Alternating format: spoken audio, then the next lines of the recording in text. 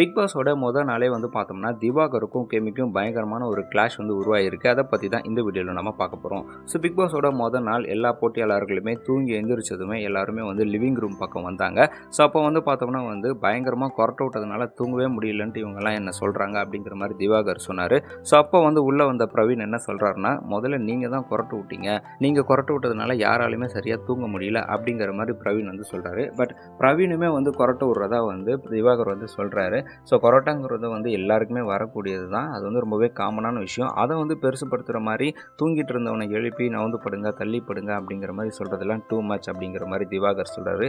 So அப்போ வந்து பார்த்தோம்னா 2 பேருக்கும் நடுவில் கிளாஷ் பெருசாகி பிரவீன் வந்து கை நீட்டிலாம் பேசும்போது பிரவீன் ஒரு பக்கத்தில் என்ன சொல்கிறாருன்னா, இந்த மாதிரிலாம் என்கிட்ட பேசிட்டு இருந்தீங்கன்னா டென்ஷன் ஆகிடுவோம் அப்படிங்கிற மாதிரி சொல்கிறாரு.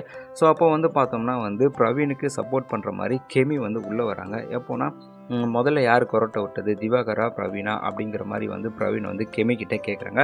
ஸோ அப்போ வந்து கெமி என்ன சொல்கிறாங்கன்னா, முதல்ல வந்து திவாகர் தான் கொரட்டை விட்டார் அப்படிங்கிற மாதிரி சொல்லிட்டு கெமி வந்து உள்ளே வராங்க.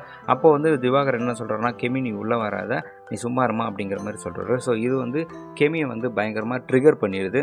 என்ன சும்மா இருங்க அப்படின்னு சொல்கிறதுக்கு நீங்கள் யார், நீங்கள் சும்மா இருங்க அப்படிங்கிற மாதிரி கெமி வந்து பயங்கரமாக டிஃபென்ஸ் பண்ணுறாங்க. ஸோ எதை பற்றி பேசினாலுமே வந்து நீ சும்மா இருமா, உனக்கு தெரியாதுமா அப்படிங்கிற மாதிரி சொல்லி நீங்கள் ஏன் எங்களை டம்ப் பண்ணுறீங்க அப்படிங்கிற மாதிரி கெமியோட தரப்பில் வந்து பேசிகிட்டு இருந்தாங்க. ஸோ இதுக்கு முன்னாடியே பார்த்தோம்னா வந்து மெடிக்கலை பற்றி உனக்கு இன்னும் தெரியாது, சொன்னாலும் உனக்கு புரியாது அப்படிங்கிற மாதிரி திவாகர் சொன்னது வந்து கெமியை ரொம்பவே ட்ரிகர் பண்ணிருச்சு. ஸோ அதில் வந்து ரொம்பவே அப்செட் ஆகிருந்தாங்க கெமி. அது மட்டும் இல்லாமல் விடிஞ்ச உடனே கொரட்டை மேட்டரில் கெமி வந்து இன்வால்வ் ஆனது திவாகருக்கும் கெமிக்கும் நடுவில் இருந்த கிளாஷை பெருசாகிடுச்சு அப்படின்னு தான் சொல்லலாம். ஸோ இதை பற்றி நீங்கள் என்ன நினைக்கிறீங்க அப்படிங்கிறத கமெண்ட்டில் சொல்லுங்கள். இந்த மாதிரி தொடர்ந்து பல வீடியோஸ் பார்க்க நம்ம சேனலை சப்ஸ்கிரைப் பண்ணிக்கோங்க.